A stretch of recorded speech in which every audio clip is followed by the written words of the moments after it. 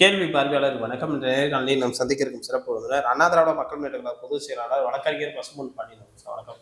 வணக்கம். 2026 தேர்தல் இந்தியா தமிழ்நாடு மதச்சார்பற்ற முற்போக்கு கூட்டணி திமுக உள்ளிட்ட பல்வேறு கட்சியில் வேட்பாளர் தேர்ந்தெடுக்கிறதுல குளறுபடி ஏற்பட்டதுல சில அதிகாரிகள் காரணமாக நம்ம பல்வேறு செய்தி கூட வருகிறது. எப்படி சார் பார்க்குறீங்க? நம்முடைய மாண்புமிகு முதலமைச்சர் தளபதி ஸ்டாலின் அவர்களை பொறுத்தளவில் தொடர்ந்து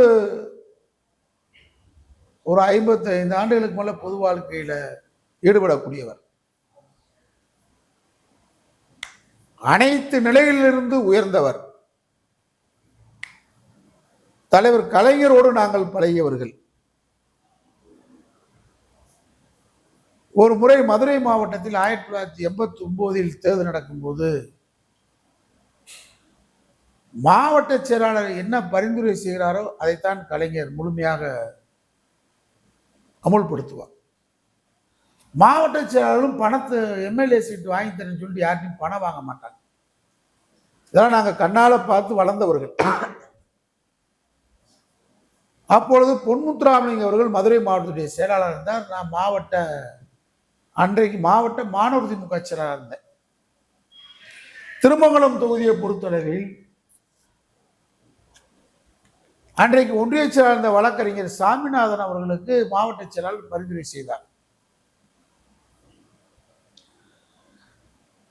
கலைஞர் அவர்கள் ஆறுமுகம் சொல்லி கலெக்டர் இருந்தார் திருமங்கலத்தில். நம்ம அதியமானுடைய உறவினர், முன்னாள் சட்டப்பேரவை உறுப்பினர், பெரிய குடும்பம், அவங்க மூசி சோம குடும்பம்.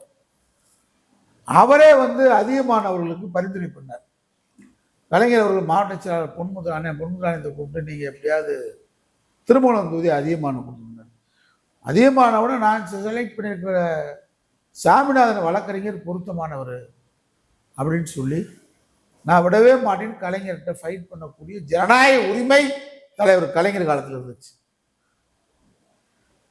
அப்புறம் வேற வழியே இல்லாமல் சேடப்பட்டி தொகுதியாவது கொடுங்க அப்படின்னு சொல்லி ஒரு தலைவர், முதுபெரும் தலைவர், பெரியார் கரம் பிடித்து வளர்ந்த தலைவர், அண்ணாவின் தம்பியாக இருந்த தலைவர் கலைஞர் ஒரு மாவட்ட செயலாளருக்கு ஜனநாயக உரிமையை கொடுத்து அந்த அதியமானுக்கு அந்த தடவை சேடப்பட்டி தொகுதி கொடுக்கப்பட்டது.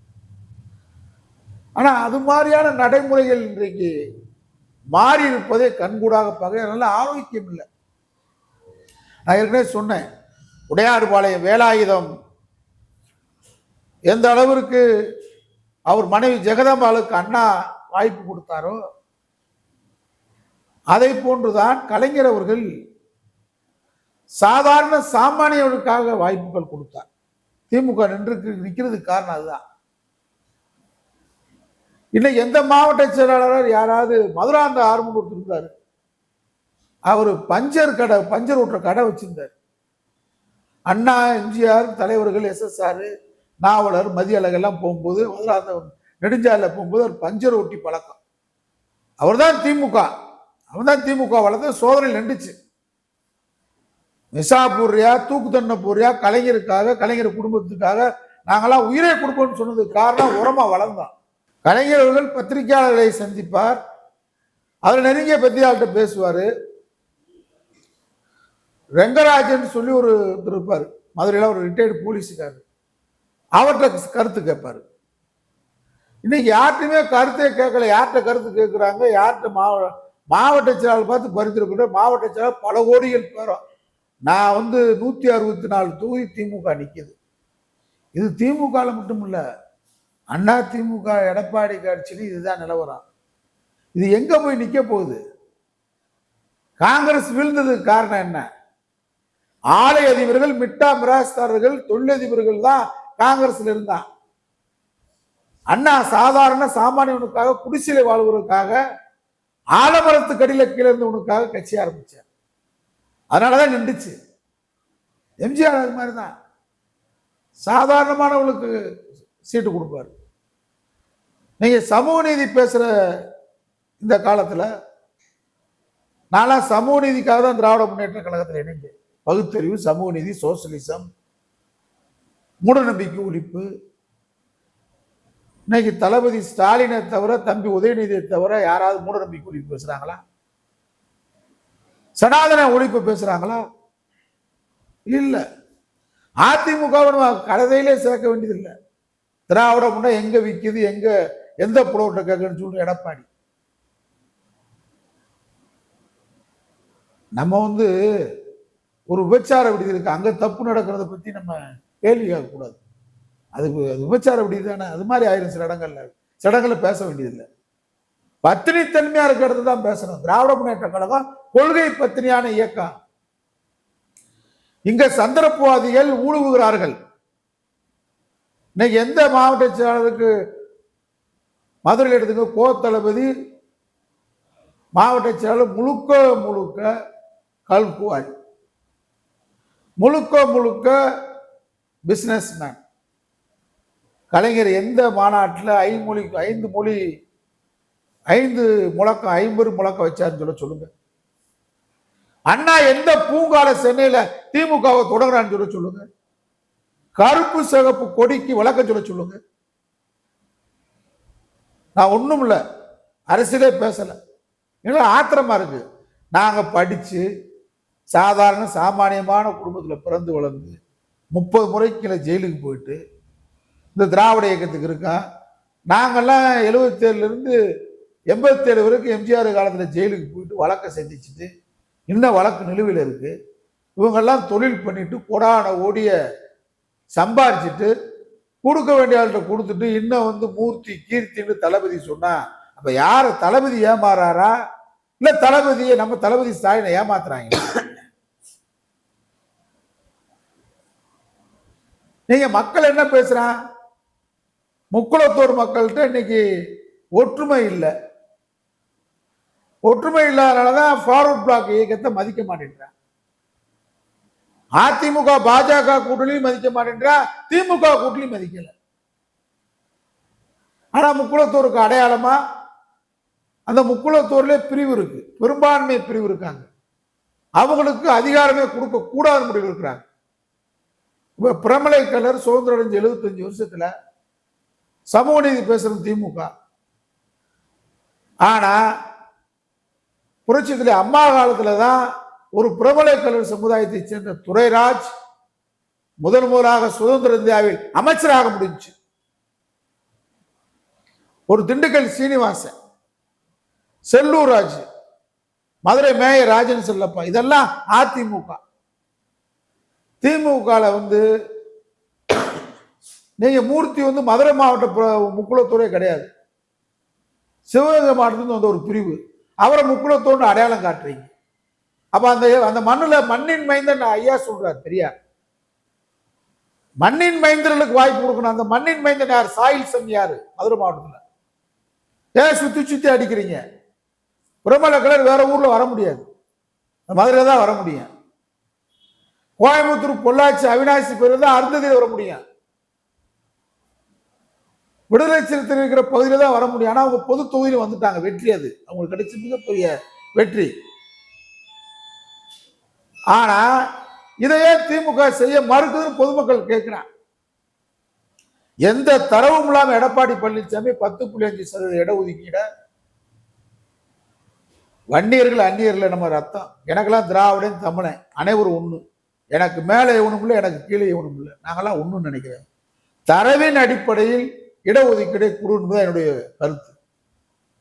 ஆனா எடப்பாடி செய்ததை நீங்களும் செஞ்சீங்களே, 10.5% வந்தோன்னு எதிர்ப்பு கொடுத்தீங்க. டிஎன்சி டிஎன்டி இருக்கு. நான் வந்தா ஒரே சான்றிதழ் டிஎன்டி கொடுப்பேன்னு சொன்னீங்க, செஞ்சீங்களா? சாதிவாரி மக்கள் தொகை கணக்கெடுப்பு ஏன் நடத்த மறுக்கிறீங்க? இதெல்லாம் எங்களுடைய கேள்வி, மக்கள் கேள்விகள் என்கிட்ட கேட்கிறான்.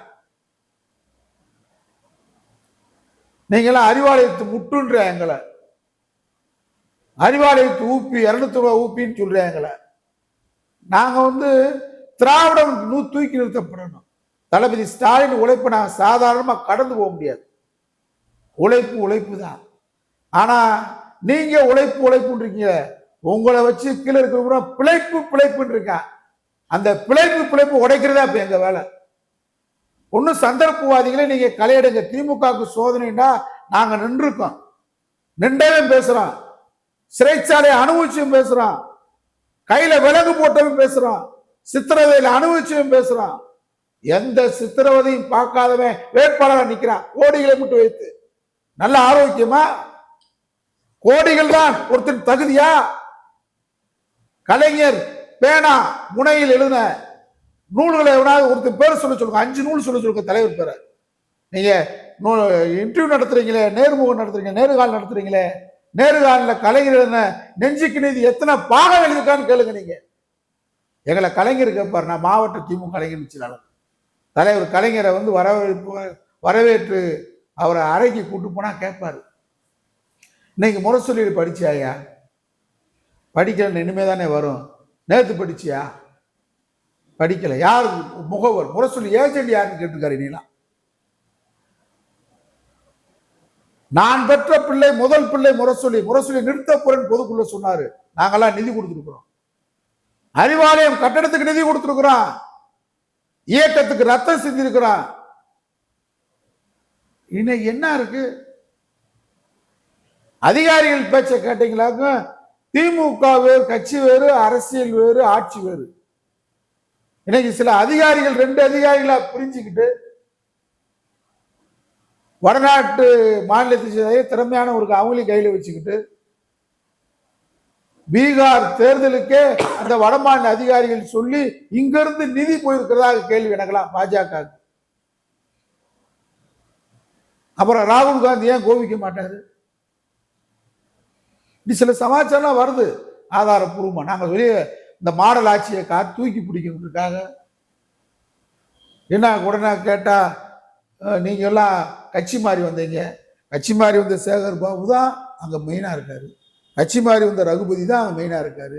என்ன நேற்று வரைக்கும் அமித்ஷா வீட்டு கக்கூசு கதவுலே காத்து கிடந்த ஓபிஎஸ் கூப்பிட்டு தென் மாவட்டம் பூரா முக்குளத்தூர் பெல்ட்டுக்கு அவரை அனுப்புறீங்களே பிரச்சாரத்துக்கு, ஒரு முக்குளத்தூர் ஓட்டு போடுவானா ஓபிஎஸ் சொல்லி?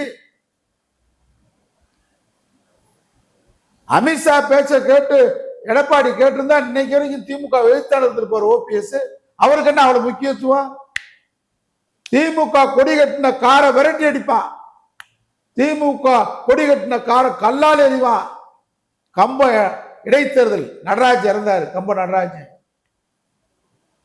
நானு நெல்லுப்பேட்டை சீனிலாம் சேடப்பட்டி பகுதிக்கு பிரச்சாரத்துக்கு போகும்போது எம்ஜிஆரை கொலை செய்ய முயற்சின்னு எங்க மேல வழக்கு போட்டான். பொன்முத்துராலய காரை அடிப்பான்.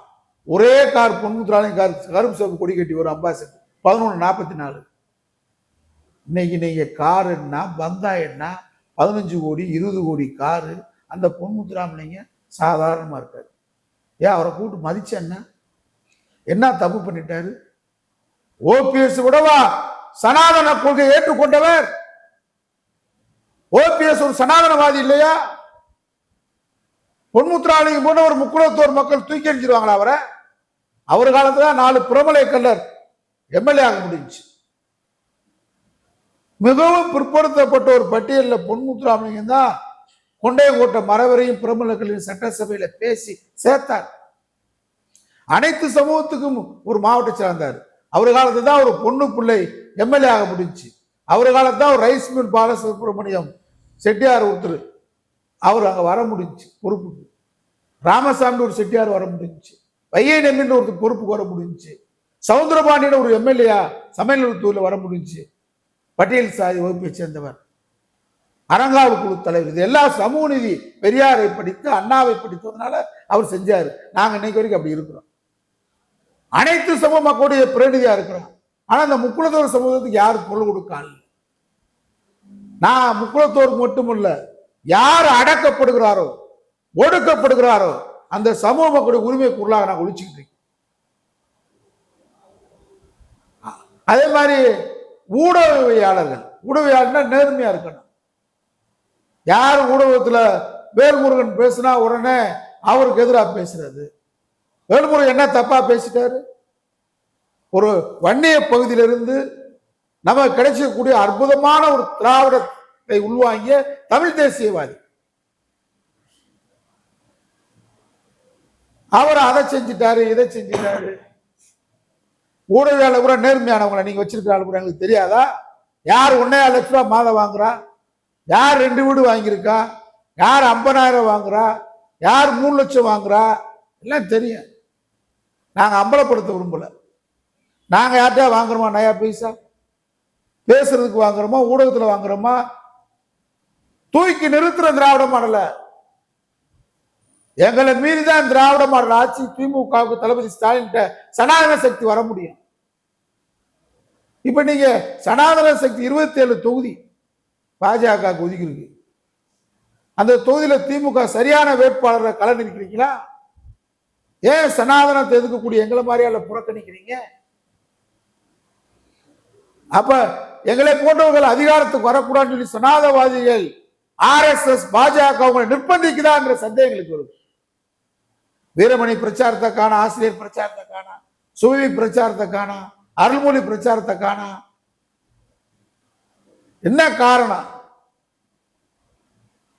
நீங்க எப்படி இருந்தாலும் சரி உங்களை வெள்ளை கூட பிடிச்சிட்டு போறேன்னு சொன்னேன். அதுக்கு நாங்க பதில் சொல்லிட்டு தான் இருந்தோம். ஏன் வெள்ளை கூட பிடிக்கிறாருன்னா, நாங்களாம் எங்க வீட்டில் யாரும் கோயிலுக்கு அனுப்புறதில்ல, எதுக்கு துர்கா ஸ்டாலின் கோயிலுக்கு போறாங்கன்னு கேட்கிறேன். இதுக்கு எல்லாத்துக்கும் நாங்க பதில் சொல்லிட்டு இருக்கிறோம். பதில் எது பணம் வாங்கிட்டு பதில் சொல்றோமா, இல்ல எம்எல்ஏ சீட்டு கொடுப்பீங்கன்னு பதில் சொல்றோமா? இந்த நாட்டில் ஒரு ஆரோக்கியமான ஜனநாயக கட்சி திமுக இன்னைக்கு அந்த ஜனநாயக பாதையிலிருந்து விலகுறதாக நாங்கள் கருதுகிறோம். மூர்த்திக்கு என்னங்க தெரியும் அரசியல்?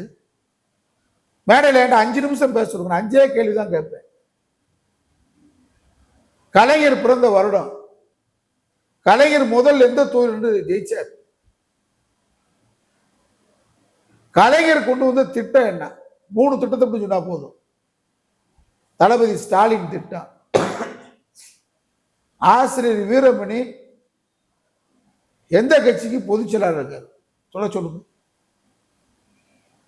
நீங்க இப்படி ஆளை வச்சுக்கிட்டு சனாதன எதிர்ப்புனா இப்படி நாங்க நம்ப முடியும்? அதோட தோழமை கட்சி கூட்டு வரீங்க பாருங்க. நான் RSSலே பிறந்தேன், RSSலே வளர்ந்தேன், RSSாவே சாவேன்ற கொண்டு வந்து நீங்க உதயசூரியன் கரும்பு சேர்ப்பீங்க. வண்ணமும் அவன் எண்ணமும் சரியில்லாம கொண்டு வந்து சனாதன எதிர்ப்புல கொண்டு வந்து நிப்பாட்டுறீங்களே, சரியா இருக்குமா? சுலம்பட்டி பகுதி காங்கிரஸ் எதிர்ப்பான பகுதி இல்லையா? காங்கிரஸ் வேட்பாளர் கிடைக்காம அலையிறான். ஏன் பசுமன் பாண்டி நின்றா என்ன தடுக்குது? ஏன் ஒரு கதிரவன் உதயசூரியன்ல நிப்பாட்டுறீங்க? சிங்கத்தில் நிப்பாட்டுங்க. சிறுத்தையும் சிங்கம் இணையக்கூடாதா? இணைவதை ஆரியம் தடுக்கலாம், திராவிடம் தடுக்கலாமா? புலிகளும் சிங்கமும் சிறுத்தைகளும் ஒரே அணியில் இணையக்கூடாதா? வாய்ப்பு மறுக்கப்படுவது ஏன்? வாய்ப்பு தடுக்கப்படுவது ஏன்? தடுக்கின்ற சக்தி ஆரிய சக்தி, திராவிட சக்தி ஏன் தடுக்குது? திமுக உழைக்கிற பிற்படுத்தப்பட்ட இப்ப 2ஆதான் பார்க்க வேண்டியிருக்கு. மனதுரம் அடிப்படையிலையும் தடுக்கிறீங்க. இப்ப நான்லாம் இதுவரைக்கும் எந்த சாதியிலையும் ஒரு உறுப்பினர் கிடையாது, எந்த மதத்துக்கு நம்பிக்கை இல்லை, என் வீட்டில் கடவுள் அறை கிடையாது. நான் முழுக்க முழுக்க ஒரு பெரியாரிஸ்ட். கலைஞரின் மாணவன், அண்ணாவின் தம்பி, ஒரு திராவிடத்தில் பயிற்சி பெற்ற மாணவன். ஆனா அது மாதிரி ஆள் இருக்கான மாட்டேன். அப்படியால ஏன் மதிக்கல? திமுக சாதாரணமானவர்கள் உருவாக்கப்பட்டதானே. சாதாரணமான ஒரு ஐயாச்சாமி ஒருத்தர் மாவட்ட செயலாளர் மதுரையில். நாங்க இருக்கும்போது எங்களுக்கு வழிகாட்டியா ஒரு இஸ்லாமியர் தாவூத் இருந்தார். படிக்கவே தெரியாது, எழுதவே தெரியாது, கையெழுத்தே போட தெரியாது. அப்படி இடத்துல இன்னைக்கு யார் இருக்கா? மிட்டா மிராஸ். தளபதி என்ன மதுரைக்கு சாதிச்சிட்டாரு, திமுக என்ன கிழிச்சிட்டாருன்னு கேட்கிறேன்.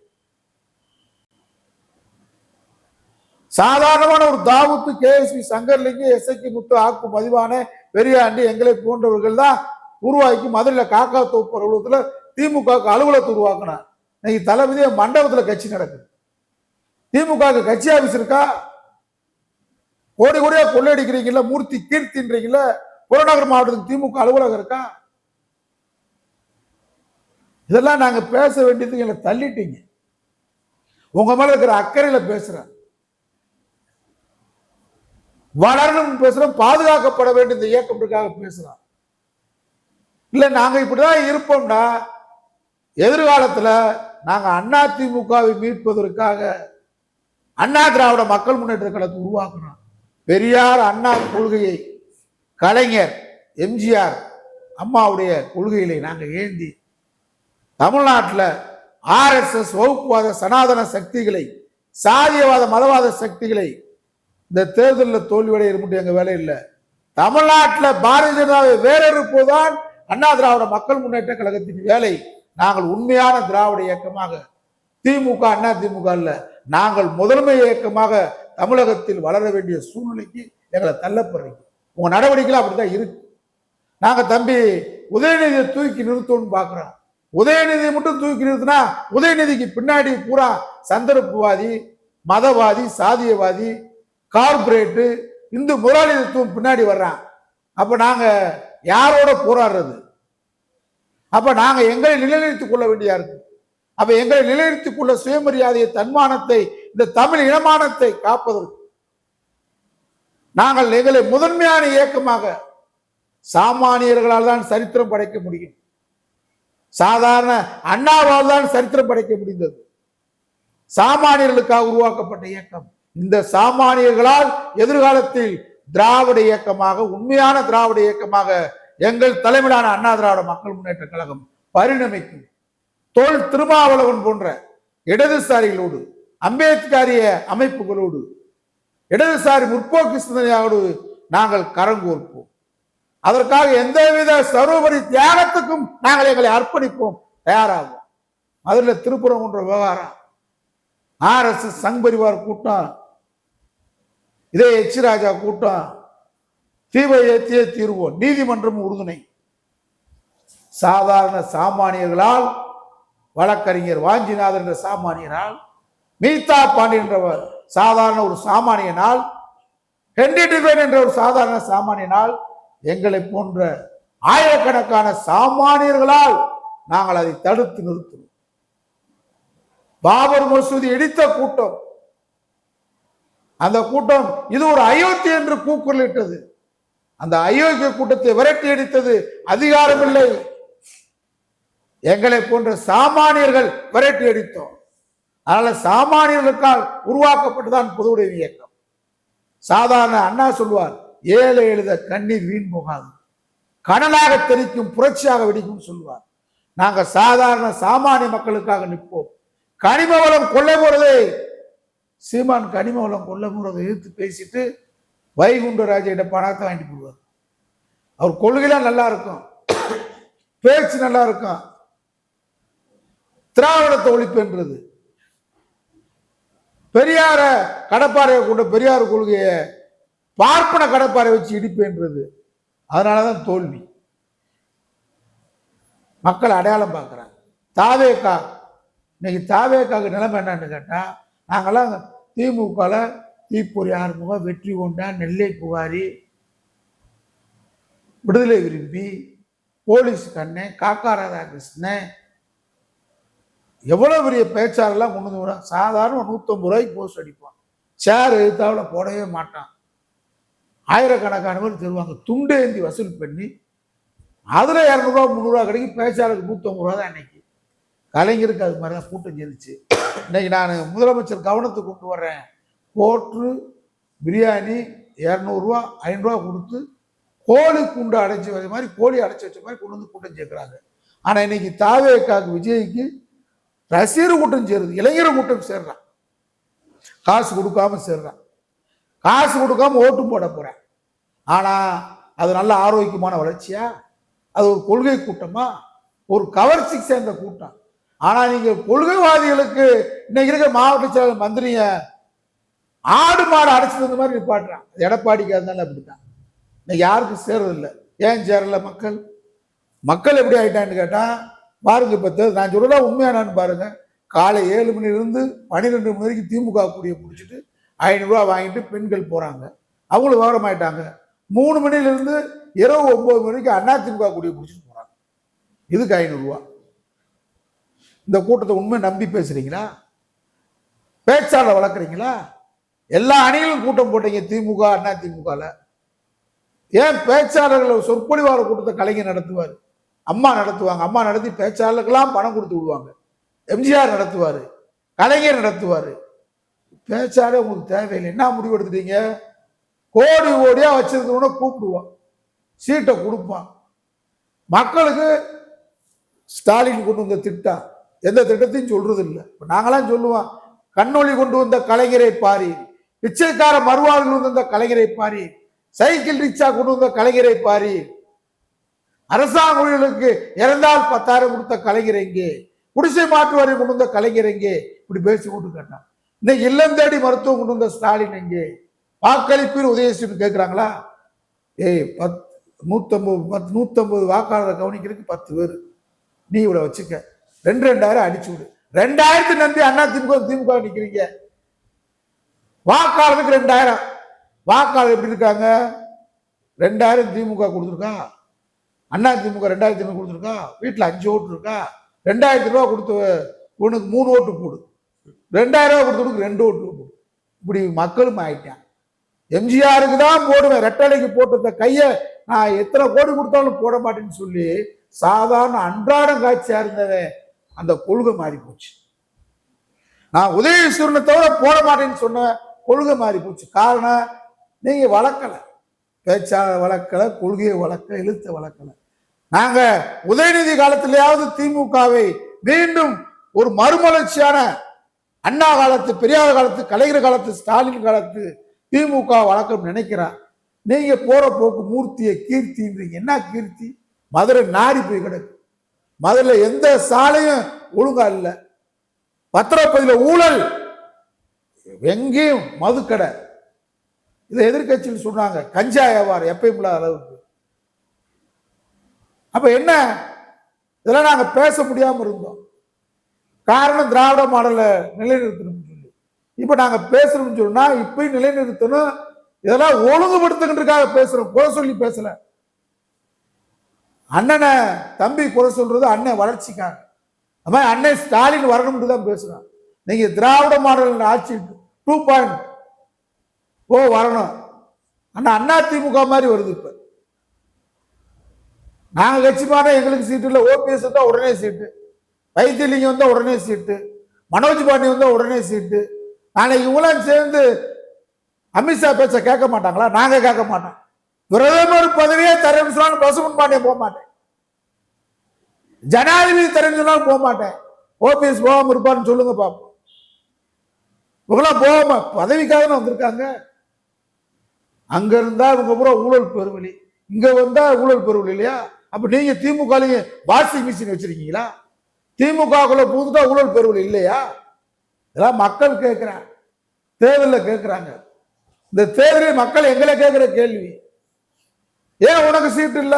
உன்னை விட பிரேமலதா விஜயகாந்த் 60% ஓட்டு கூட வாங்கலையே 2024. உங்க பேச்சு எங்க பேச்சு லட்சக்கணக்கான பேர் கேட்கிறாங்க. இரவு முழுவதும் தூங்க முடியல. அண்ணா அப்படி பேசுறீங்க, வெளிநாட்டுல இருந்து போன் நேசிக்கிறாங்க, உண்மையா இருக்காங்க. எல்லாத்தையும் மீறி கொள்கை மக்கள் இருக்காங்க, எங்களை ஆதரிக்கிறாங்க. நாங்களா இவ்வளவு தைரியமா மன மகிழ்ச்சி இருக்கும்னா, மக்கள் சக்தி யாரோ எங்கெங்கயோ பிறந்து வளர்ந்தவங்கலாம் அண்ணன் தம்பியா நேசிக்கிறாங்க. கொள்கையை பேசுறதுனால, கலைஞர் கொள்கையை பேசுறதுனால, பெரியாரை பத்தி பேசுவதால, திராவிடத்தை பேசுவதால, சனாதனத்தை எதிர்ப்பதால எங்களெல்லாம் தூக்கி கொண்டாடுறாங்க. அது உங்களுக்கு தெரியாது. மூர்த்தி நானும் ஒரே தெருவில் போவோம், இஸ்லாமியர் தெருவுக்குள்ள போவோம். அவருக்கு அதிக வரவேற்பு, எனக்கு அதிக வரவேற்பான்னு பாருங்க. எல்லா மாவட்டத்திலையும் கோஷ்டி பூசை. யாரும் உண்மையா இல்ல, உணர்வா இல்ல. மது கடை ஓவர், பிரைவேட் கடை. அதனால இன்னைக்கு தவறான கலாச்சாரத்தை தமிழ்நாட்டில் RSS எப்படி புகுந்து வருவான்? ஒவ்வொரு மாநிலத்துக்கு ஒரு ஸ்டைல் வச்சிருப்பான். இங்க என்ன ஸ்டைல் வச்சிருக்கீங்க? அண்ணா அறிவாலயத்துக்குள்ள புகுற வச்சுட்டான். தேமுதிக அனுப்பிச்சது அவன் தான். எதுக்கு நீங்க ராஜ்யசபா சீட்டு 250 கோடி, 10 MLA சீட்டு, வைகோ விட, விடுதலை சிறுத்தைகளை விட, எங்களை விட அவங்க கொடுக்குறதுக்கு என்ன காரணம்னு சொல்லுங்க. எங்களுக்கெல்லாம் சீட்டு இல்லைன்றதுக்கான காரணம் என்னன்னு சொல்லுங்க, விளக்கம் சொல்லுங்க நாட்டுக்கு. எங்களை விட இந்த நத்தத்தில் நிக்கிற பையன் சனாதன எதிர்ப்பு போராளியா? ஏன் எங்களுக்கு சீட்டு மறுக்கப்பட்டது? என்ன அளவுகோலில் சீட்டு கொடுக்குறீங்க? மதுரையில மேற்கு தூயில அவர் நிக்கிறாரு, வேட்பாளர் ஒருத்தர் போட்டிருக்காங்க, அவர் எந்த போராட்டத்துக்கு வந்தவர்? அவருக்கு என்ன தெரியும் திமுக பத்தி? திமுக எதுக்காக ஆரம்பிக்கப்பட்டது தெரியுமா? மூர்த்தி சொன்னா கொடுக்குறீங்க. மூர்த்தி எப்படி ஏற்கனவே சொன்னேன், யாரும் வளரக்கூடாது, சுத்தி நடக்க முடியாத இருக்கணும், ஒரு ஆள் நடக்கிற ஆள் இருக்கணும், நடக்க முடியாததுக்காக சீட்டு கொடுக்கணும் பினாமிக்கு. அப்ப இது நிக்குமா? இன்னும் சொல்லவா, மூர்த்தி பாஜகவுக்கு மாசம் மாசம் பங்கு கொடுக்கிறார், அண்ணாமலை கொடுக்கலையா?